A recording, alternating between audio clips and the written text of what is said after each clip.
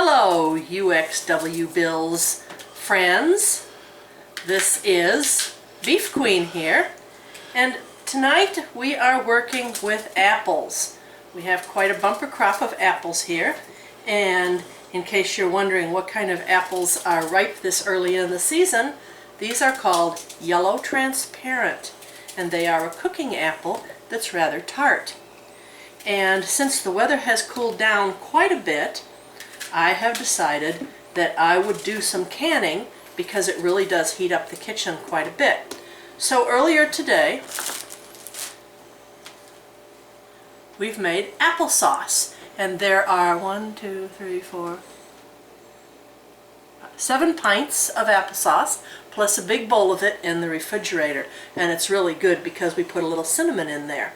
Well, there's quite a few apples left, and I thought, what else could we make with all these apples? Now, I've made apple butter in the past, and I might make some apple butter yet in the fall when some of the later apples come on. But what we're going to make with these remaining apples is apple mint jelly. And I did get my cheesecloth today, so when I cook the apples, I can strain the juice out with cheesecloth to get a nice clear jelly. And I happened to find in this jelly cookbook a very nice recipe for mint jelly, and it's green, and it's very good with meat and roasts and lamb, just to kind of eat it on the side the way you would barbecue sauce. So tonight we'll cook down these apples with handfuls of mint. We'll go outside with a flashlight because it's dark out, and we'll gather up a bunch of mint, and we'll cook it all down and strain it in the cheesecloth. And then tomorrow you can tune in for the actual making of the jelly, and we'll can it in our canner and put it in some nice little jars. And it'll be great this winter when the weather's cold and there isn't any nice garden outside. It'll be nice to give as gifts or to just enjoy eating it ourselves. So, this is part 1 of apple mint jelly, and you can tune in tomorrow to see how this is completed. Here's all of the apples that we have so far. I have the feeling we're going to make a pretty big batch. Okay, so here we have apples that have been quartered and cored, and some of them are starting to brown a little bit just because they're exposed to the air. But we're going to cook these all with the skins on. We're going to cook, we have about this much water in the bottom of the pot, and we're going to just simmer it all down until it's all soft and mushy. And you always, when you're making jellies and jams that you want to set up, you always leave the skin on the apple because that's where the pectin is that sets the jelly up. And you don't want your jelly to be runny, you want to have a nice firm set. So this is how full our pot is of apples, and now William and I are going to venture out with some flashlights and harvest some fresh mint. So we're going to go do that right now. Get your flashlight, William, and I'll rinse out the cheesecloth and get that ready to go too. Alright, let's go. Oh boy, it's dark out here. But this is lovely mint here in the dark. Shine that flashlight over here. Yes, indeed. This is mint. Now, how do you know it's mint? Minty. Take a leaf and bite it in your teeth. Just bite the leaf. Just like Wrigley Spearmint gum, huh? Yeah, sure Minty. is. Wow. Okay. Yes, fresh Mix breath. that up with some baking soda, you could have a real nice toothpaste. All right, so shine that light over here, and we will harvest a large bouquet. We'll try not to pick weeds here, you know, we don't want like weeds, like lamb's quarter jelly or anything. I suppose you could make that, but we want mint. Now, I haven't made mint jelly in a long time. Not really sure how much mint to put in. So, shine the light over here some more. But we really do have a bumper crop of this stuff. It's growing down around our street sign here at the corner. And nothing ever grows down here except seemingly mint and ribbon grass. And maybe a little later this year in the fall when the ribbon grass starts to dry out. It always comes back every year. Once you have it, once you've got it planted, you always have it. I might just show you how to make a real kickin' ribbon grass whistle, much to the annoyance of your parents, I'm sure. I should have brought a scissors, you know that? Because some of this stuff's pretty darn tough. Ugh. Nothing like a mint harvest in the night. Oh, I pulled this baby right out by the roots. Oh well, I don't think it'll matter.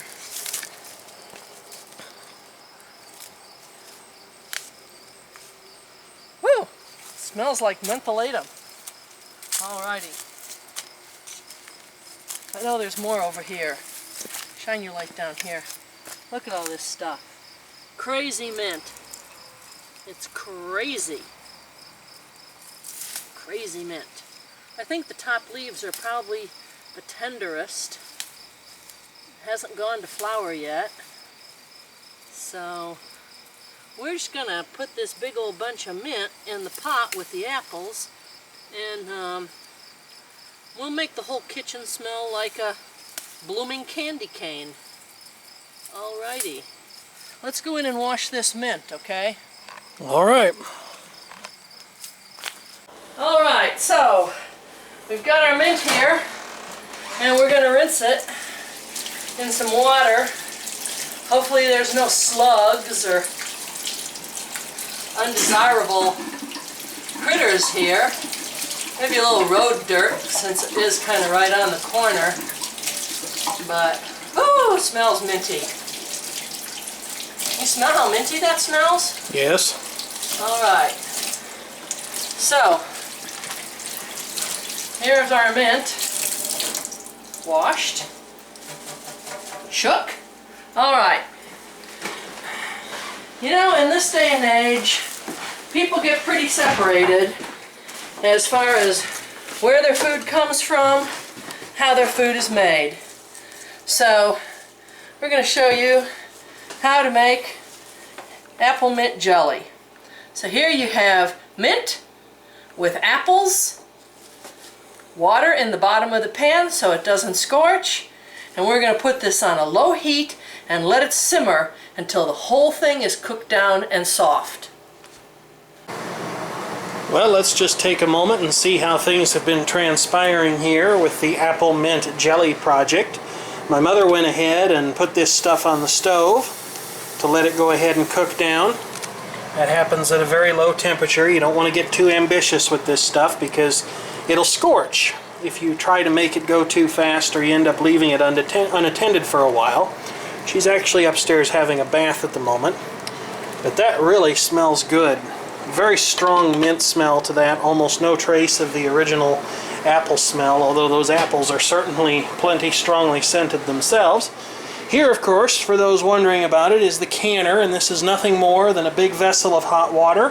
For those who are unfamiliar with this, this uses the process of expansion and contraction of the material inside the jar to seal the lid, thus making it as secure as a commercially produced canned product such as the soup you're looking at right here. And then you can store it for quite a long period of time, and as long as the seal remains good, which it should if it's done properly after these things come out of the canner and they're allowed to cool down, you can keep it in storage for a very long time and enjoy it at a much later date. The mint is all cooked down with the apples. You can come take a look. It's a lovely sort of a greenish slurry. So we'll let this stand for a while until it cools, then we'll strain it through some cheesecloth.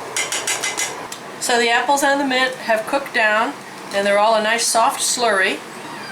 So at this point in time, we're just going to strain it through some cheesecloth and let it drain all night, and that'll give us the juice that we'll use in the morning. We'll measure it, see how much we have, and then we'll proportionately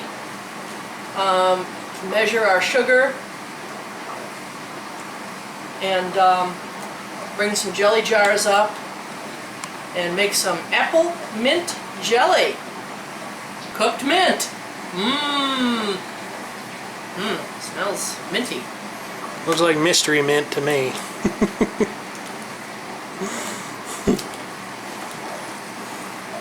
I probably should have chopped it a little instead of just putting those big pieces in.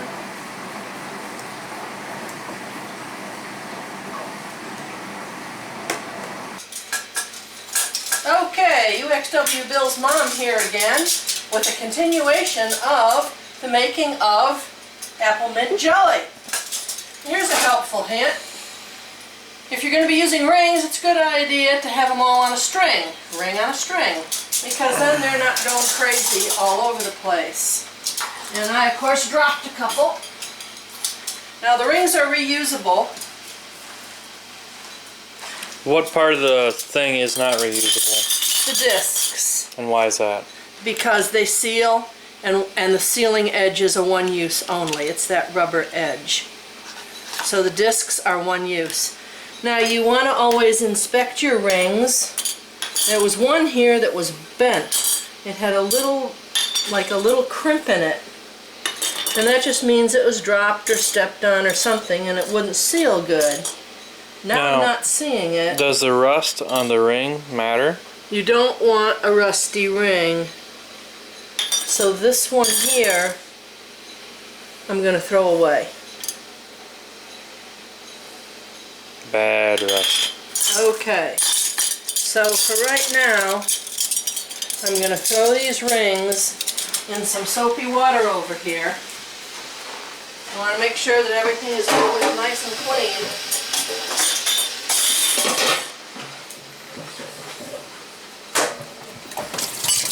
So we're just going to throw some soapy water in our sink and let the rings be in some soapy water to kind of swish around. And I always throw in a couple of more rings than what I think I'm going to need, because if a ring is slightly bent or out of center, it won't seal. And when you need them, you don't want to be hunting around for another ring. So while those rings do that, the next thing I'm going to do, I'm going to get a nice big bowl. I'm going to measure out my juice.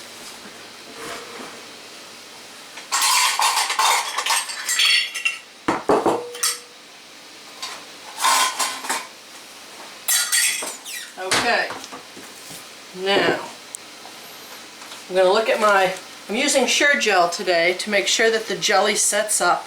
Although with apple, I'm sure that it will because of the pectin. Now, what does it say I need? I'm going to refer to my instructions, and it says I need 4 cups of juice. All right. Let's see. And over here, in the canner, I've already started the water boiling and the jars are in there. So they're sterilizing. So you boil the jars so they sterilize? Yep. Okay. Now, is that the stuff you were working on last night? So this is the juice that I strained off in cheesecloth. What is cheesecloth? It's a loosely woven fabric. Keeps the pulp back and lets the juice drain forward. So, yeah, it smells minty. Okay, so this is what's called an infusion of mint leaves and cooked apple. Okay, so I'm going to stir it a little bit.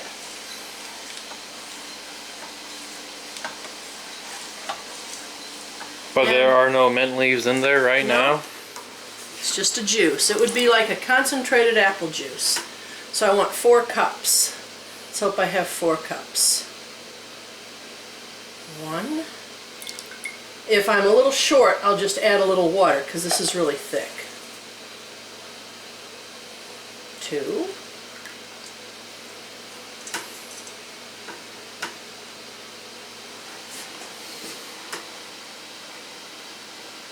3. Barely, maybe. 4. What to do with that little bit of extra? Didn't it say 4.5?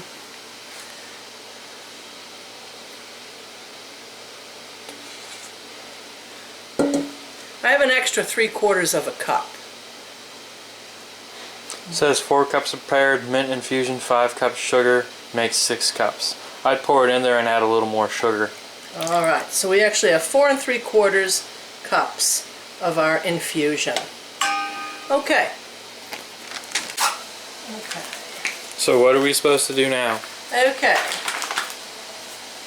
I'm going to, Do you want a whisk? no, I'm going to open this box of Sure Gel Pectin, and I'm going to stir it into The whole the box? cold apple juice. And the one thing, there's a mint leaf in here that I'm going to dip out. Just a little bit of a mint leaf. There we go. All right.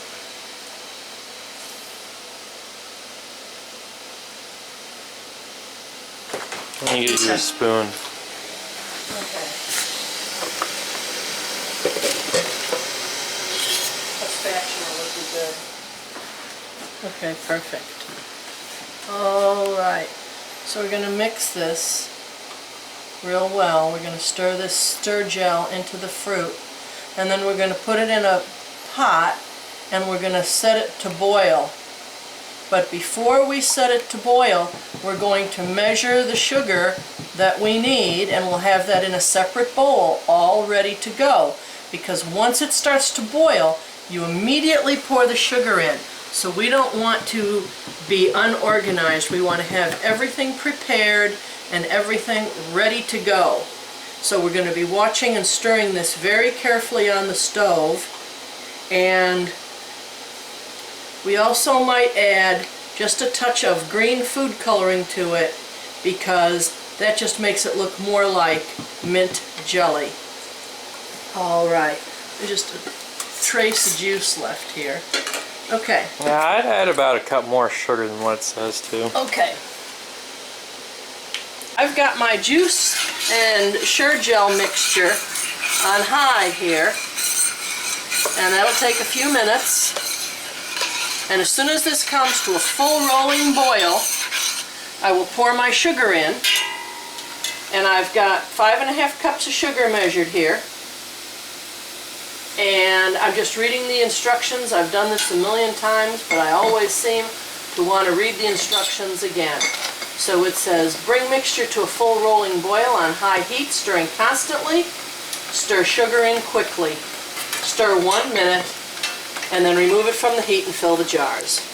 So there's about 1 inch or so of liquid in this pot, so it won't take long for it to come to a boil.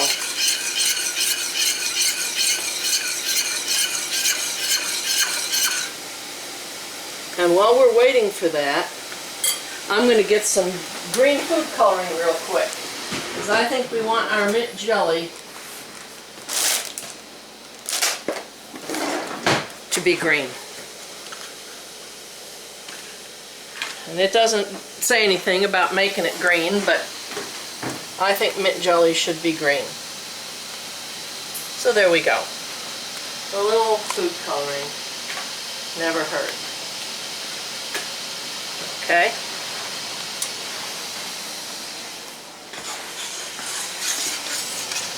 Oh, it's green. A lovely shade of green. I think this will be real nice.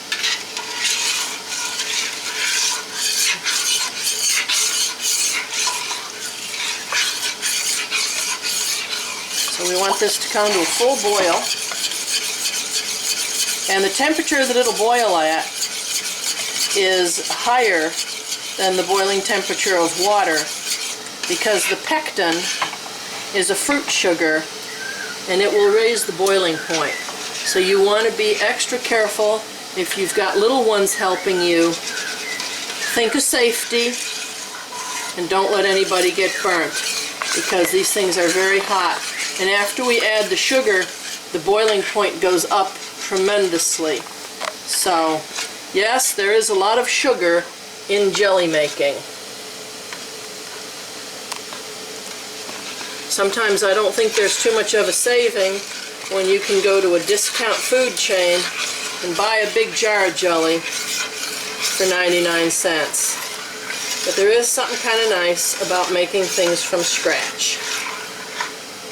Mint jelly is really good with meat, almost the way you'd use like a ketchup or a barbecue sauce.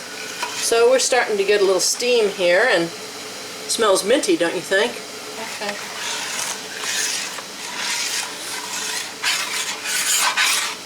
Okay, so we want that to come to a hard boil. A full rolling boil. A boil that doesn't stop bubbling when stirred on high heat. So that'll be happening in just a minute. See the steam?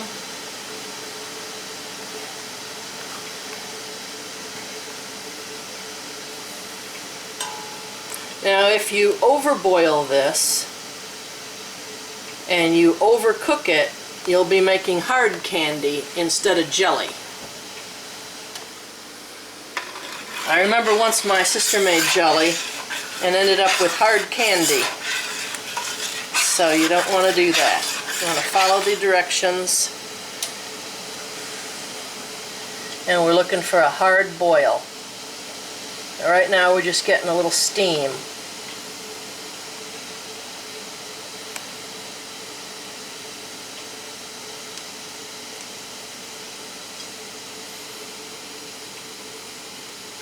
Looks like you got a boil coming on soon. Yep, there we go. Okay, do you see the bubbles in the pot? I don't know if you can see them or not. We've got a boil. Okay, can I stir it down? Yep, I stirred that boil down. So we want it to come a little higher. A boil. Okay, there's our hard boil. Okay. Now we're going to pour in all the sugar. Okay. Now what do we do? Let's see. Stir in sugar quickly. Return to full boil, and once it hits a full boil, we're going to time 1 minute. So I'm going to make sure that all the sugar is getting dissolved. It's a sugary syrup now, and very, very hot. You would not want to burn yourself with a hot sugar syrup mixture. It's a burn that keeps on giving.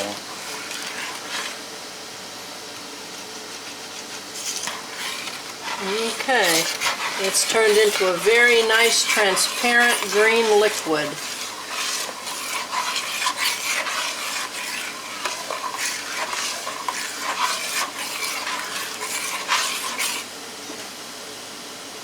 Oh, so we want a boil.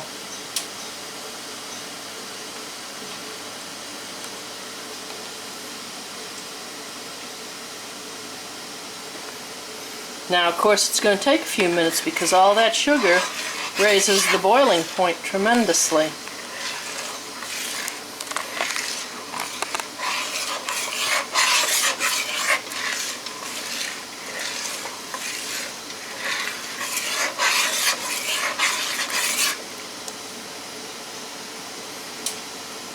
Probably a good idea to use a metal spoon instead of a plastic spoon, just because of the high temperature. Doesn't matter if it's like sterling plated or anything. Well, this is stainless steel, so it's non-reactive. We're starting to get a little bubble. Okay, now. You sure can smell that mint. Mm-hmm. Wonder if the mint police are looking for some mint. Okay. Now, I'm going to see a few more bubbles here, and then we'll start to time it for a minute. Okay, we're going to time it for a minute now, and I'm going to stir it constantly. This episode of Cooking with Sally has been brought to you by 12 Birds of the World. Now, it's getting very foamy. It's really, really boiling. I almost wish I had a much longer spoon because it's hot on my hand, that steam. Okay. So it's kind of hard to stir it constantly. But boy, is it boiling. Woo! It is a boiling. We've got about 10 seconds left.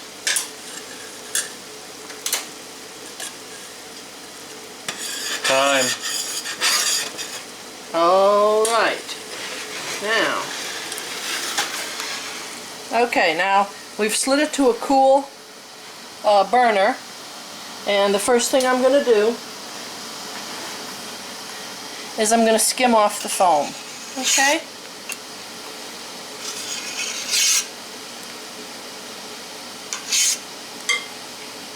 I'm not sure what the foam does, but You don't want it to because you want clear, right? yep, so we'll skim off the foam. And I don't think the foam is anything too hazardous. And of course, it's also off the burner.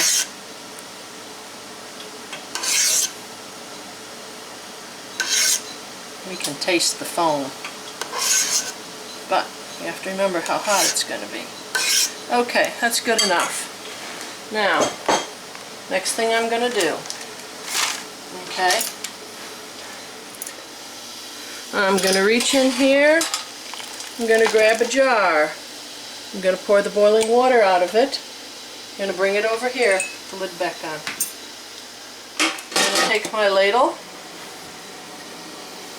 which, you know, I can always dip in the boiling water to make sure that it's sanitized. And I'm going to come over here.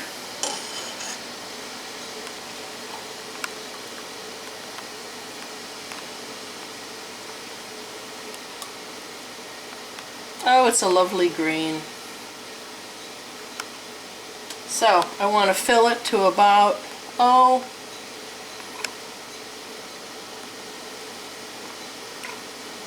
think they say about a ½ inch of head space. Okay, now, I'm going to get a small spoon, and if there's any of that foam or scum or bubbles, I'm going to dip that out. Then I'm going to take a lint-free cloth, I'm going to dip it in a little boiling water, okay? Because what I'm going to do with that, it's very hot now, but I want to make sure that the rim, ooh, very hot, the rim is clean. Because if the rim is not clean, I will not get a good seal. So then, I'm going to take a lid, going to dip the lid in a little boiling water. Okay. Now, one mistake I've made, my rings are still over here, and I should have had them ready.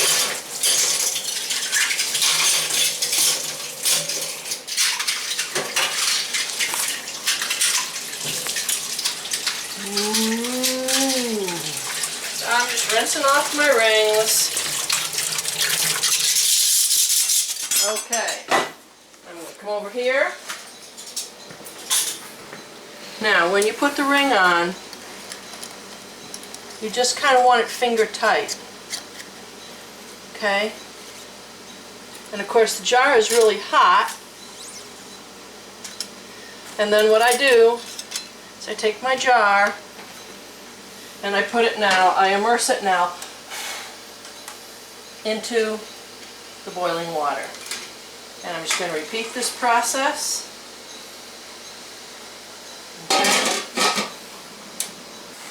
And we want to be really careful, of course, because this is boiling.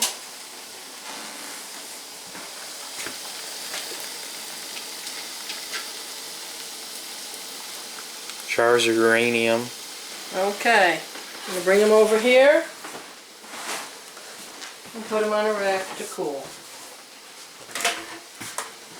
And hopefully every jar will seal. Now, what kind of radiation levels do these put out? Just because they're a lovely shade of green. Yep.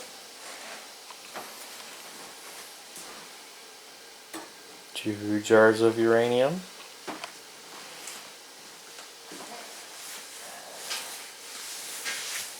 I've got 2 jars of uranium looking for another. No, just by magic they're reproducing. Aren't they pretty? Yeah, they are.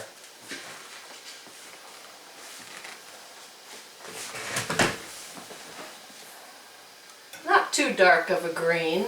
No. Nice and transparent. A good jelly should be kind of One like popped. stained glass. One popped already. Yep, you should kind of be able to see through it.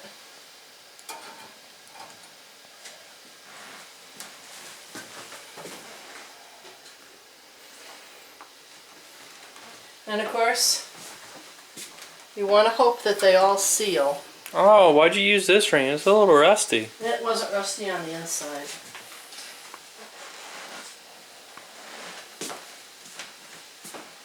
And there you have it. Apple mint jelly. These three have popped. Good.